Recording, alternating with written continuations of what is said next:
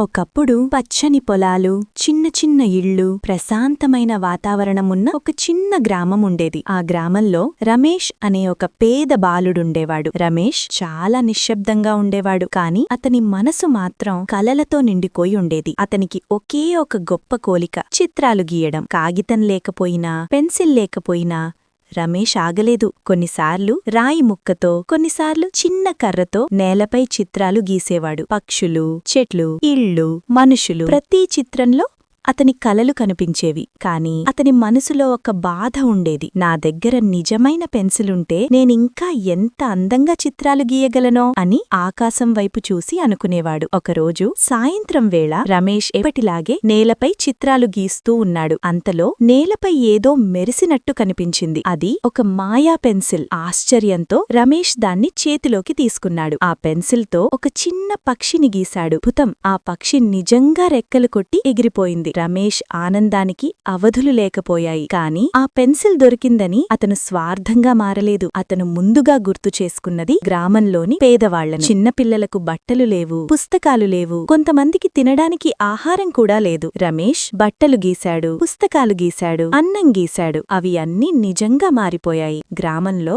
ఆనందం మొదలైంది. పిల్లల ముఖాల్లో చిరునవ్వులు, పేదవాళ్ల కళ్లల్లో ఆశ. అందరూ రమేష్ను ప్రేమించసాగారు. కాని ఈ వార్త రాజు చెవికి కూడా చేరింది. ఒక బాలుడి దగ్గర మాయా పెన్సిలుందట అని రాజు ఆశ్చర్యపోయాడు. తక్షణమే రమేష్ను రాజసభకు పిలిపించారు. రాజు గర్వంగా అన్నాడు, రమేష్, ముందుగా నాకు బంగారంతో నిండిన గదిగీయి, తరువాత ఆ పెన్సిల్ నాకిచ్చేయి. రమేష్ భయపడ్డాడు, కాని ధైర్యంగా చెప్పాడు, మహారాజా, ఈ పెన్సిల్ను నేను పేదవాళ్లకు సహాయం చేయడానికే వాడుతున్నాను, స్వార్థానికి కాదు. ఇది విని రాజు కోపంతో రగిలిపోయాడు. నా మాట వినకపోతే నిన్ను కారాగారంలో వేస్తాను అని బెదిరించాడు. రమేష్ ఆలోచించాడు, నేను జైలుకు వెళితే ఈ పెన్సిల్ ఎవరి చేతుల్లోకి వెళుతుంది? పేదవాళ్లకు సహాయం ఎవరు చేస్తారు? అప్పుడు అతనొక నిర్ణయం తీసుకున్నాడు. పెన్సిల్ తీసుకుని ఒక వృద్ధ మహిళ చిత్రాన్ని గీశాడు. క్షణాల్లో ఆ వృద్ధ మహిళ నిజంగా ప్రత్యక్షమైంది. ఆమె మృదువుగా రాజుతో మాట్లాడింది, మహారాజా, మీ దగ్గర ధనం ఉంది, కాని రమేష్ దగ్గర దయ ఉంది, నిజాయితీ ఉంది. ఈ పెన్సిల్ స్వార్థం లేని చేతులకే పనిచేస్తుంది. అందుకే ఇది రమేష్ను ఎంచుకుంది. ఈ మాటలు విని రాజుకు తన తప్పు అర్థమైంది. తన తల వంచి రమేష్ను క్షమాపణ కోరాడు. రమేష్ను గౌరవించాడు. గ్రామ పేదల సహాయానికి